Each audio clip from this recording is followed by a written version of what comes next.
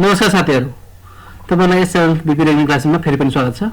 र अहिले मैले स्याम्पलिङ एन्ड डिस्ट्रिब्युसन भन्ने यो च्याप्टरको तपाईको इम्पोर्टेन्ट क्वेशन लिएर आएको छु BBA third semester BIM BBM को विद्यार्थीहरुको लागि। र क्वेशन यस प्रकार रहेको छ। र यो क्वेशन 2019 क्वेशन नम्बर 4 मा आएको थियो। क्वेशन के थियो भने The population consists of unit 1, 5, 11, 14 and 28. Draw all possible sample of size 2 using simple random sampling without replacement and prove that sample mean is unbiased estimate of population mean. The second, sample variance is unbiased estimate of population variance. So here दुईटा question हामीलाई यहाँ सोधेको छ। sample mean एउटा unbiased estimate हो population mean को लागि। भनेपछि हामीले त्यो जुन स्याम्पलहरु दिएको हुन्छ स्याम्पलहरुको पनि मिन निकाल्छौं र पपुलेसन मिनलाई इक्वल देखाउन भनेको ए नम्बरमा। सो पहिला त्यसैको कुरा गरौँ।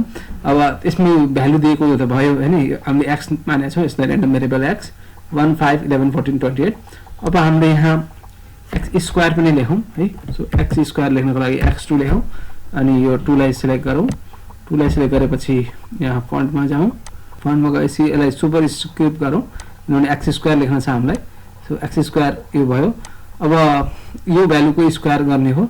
सो यसको लागि हामी सिम्पली के गर्नु पर्यो भने इक्वल टु गर्नुस् हैन, यो सिलेक्ट गर्नुस् अनि पावर गर्नुस् अनि स्क्वायर गर्नुस् र एन्टर थिच्नुस् र इन्टर गर्यो। र अब यही भ्यालुलाई हामीले के गरौँ त भन्दाखेरि ड्र्याग गर्दियौ। सो यसरी चाहिँ यो सबैको स्क्वायरको भ्यालु यहाँ आयो।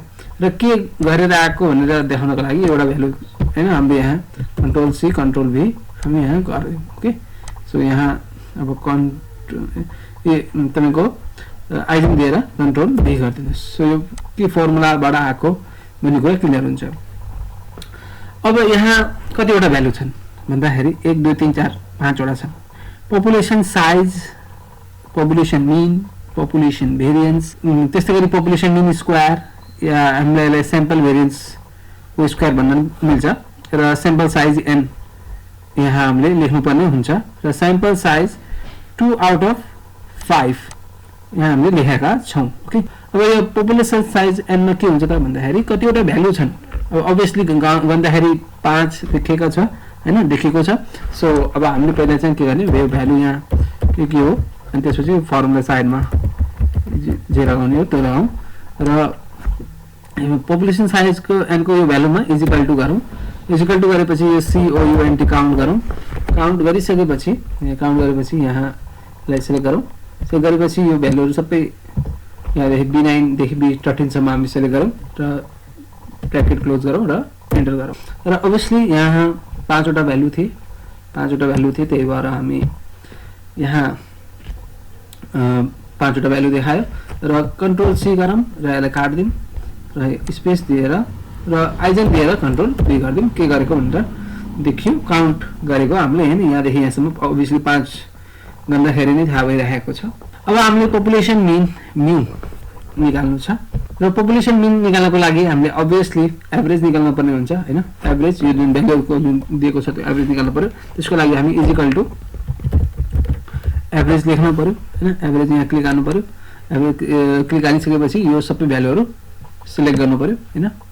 सो यो सिलेक्ट गरिसकेपछि हाम्रो ब्र्याकेट पनि लाउनु पर्यो, एन्टर थिच्नु पर्यो। सो यो मिन भनेको हाम्रो कति आयो त भन्दाखेरि 11.8 आयो हैन। सो अब यही यसलाई हामीले के गरेको भनेर देखाउनलाई कन्ट्रोल सिलेक्ट गरेर कन्ट्रोल सी गर्नुस्, काटा गर्नुस् अनि यहाँ जानुस्, आइजेन दिनुस्, कन्ट्रोल भी गर्नुस्। यो काम भयो। अब त्यसपछि छ हाम्रो पपुलेसन भेरिएन्स।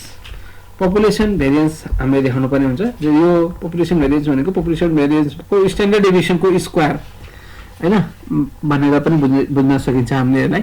र त्यो कसरी गर्ने हो भने हामीले इक्वल टु दिन पर्यो स्ट्यान्डर्ड डेभिएसन यो STDEVP पपुलेसन को हामीले हैन स्ट्यान्डर्ड डेभिएसन निकालेर स्क्वायर गर्ने हो obviously। सो पहिला हामी यो भ्यालु सिलेक्ट गरौँ। हामीले भ्यालु सिलेक्ट गरौँ, यो भ्यालुको हामीले स्ट्यान्डर्ड डेभिएसन निकाल्ने, तर हामीले त स्ट्यान्डर्ड डेभिएसन मात्र हैन स्क्वायर पनि गर्ने हो। सो त्यो भएर स्क्वायर गर्नको लागि शिफ्ट सँग 6 थिच्न पर्यो अनि 2 थिच्न पर्यो अनि इन्टर गर्नु पर्यो हैन। सो यसरी चाहिँ हाम्रो के आयो त यो भन्दाखेरि 86.16 आयो। र के गरियो भनेर देखाउनको लागि कन्ट्रोल सी गरियो, सिलेक्ट गरेर काटा गरियो, यो सेलमा गयो अनि आइजेन दियो अनि कन्ट्रोल भी गरियो। सो 86.16 यो आयो हाम्रो भ्यालु। अब पोपुलेसन मिन स्क्वायर यसलाई स्याम्पल भेरिएन्स टाइपको बुझ्न नि सक्नुहुन्छ तपाईँ है। अब पोपुलेसन मिन एस स्क्वायर कसरी निकालिन्छ त भन्दाखेरि तपाईँको इजिकल टु गर्नु पर्यो। इजिकल टु गरेपछि तपाईँले यहाँ एस स्ट्यान्डर्ड डेभिएसन एसटिडिभी मात्रै निकाल्नुहोस् ओके। यहाँ पी हामीले लिँदैनौँ है, ध्यान दिनुपर्ने। उता चाहिँ S T D V P standard deviation of population भनेर हामीले त्यो पी लिएका थियौँ, तर यहाँ पोपुलेसन मिन स्क्वायर भनेको छ। त्यो हामीले चाहिँ के गर्ने हो त भन्दाखेरि यो स्याम्पल भेरिएन्सको टाइपको हो है। सो त्यही भएर हामीले यो एस स्क्वायरले डिनोट गरेको हो। भ्यालु त त्यही नै हो है। अनि हामीले यो सिलेक्ट गर्यौँ र अब त्यसपछि अब हामीले स्क्वायर पनि दिनु पर्यो अभियसली। स्क्वायर गरौँ र इन्टर गरौँ। यो कति आयो 107.7। सो यसलाई हामी कन्ट्रोल के अरे आइजन गरेर कन्ट्रोल भी गरिदिउँ।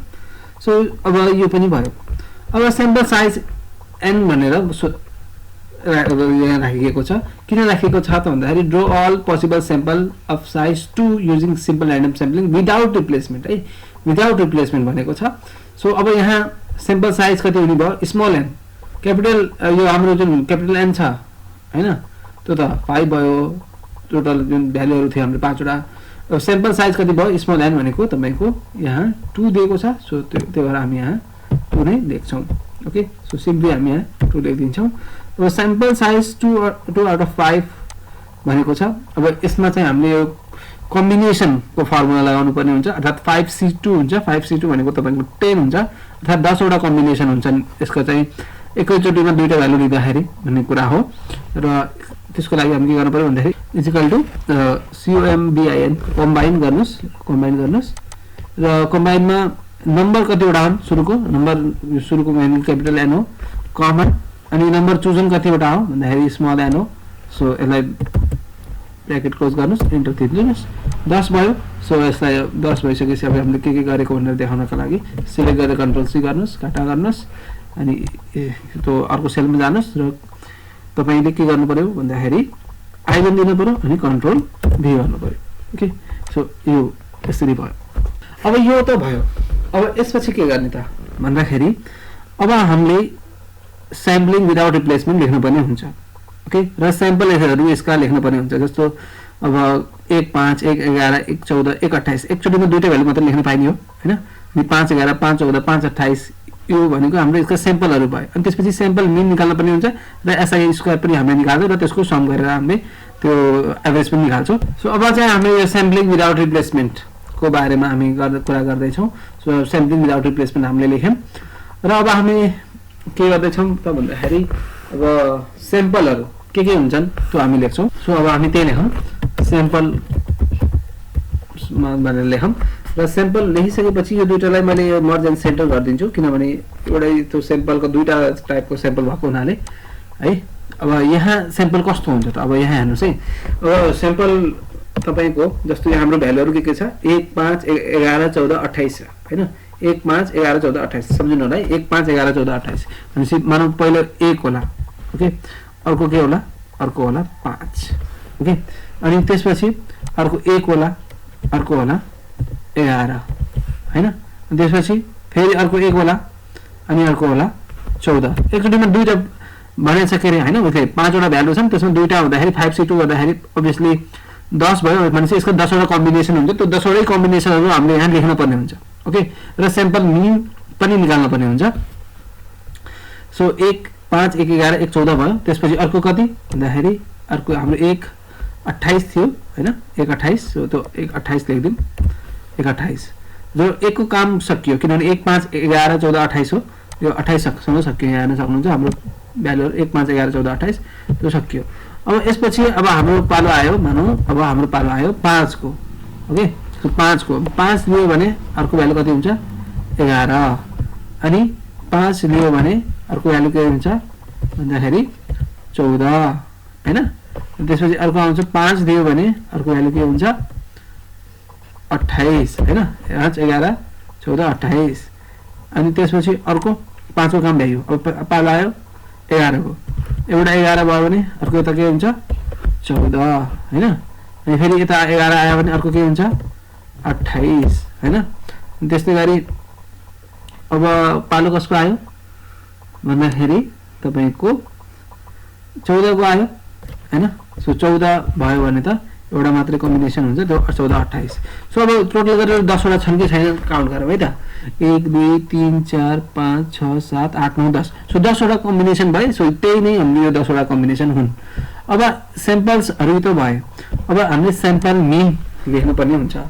सो के लेख्नु पर्यो स्याम्पल मिन हामीले लेख्यौं sample mean. Okay sample mean लेखिसकेपछि अब हामीले स्याम्पल मिन कसरी निकालिन्छ त भन्दाखेरि is equal to u plus u divide by 2 हो हैन। सो यो के हुन्छ त भन्दाखेरि अब तपाईले यो 1 प्लस 5/2 गर्ने हो भने 6/2 भनेको 3 हुन्छ।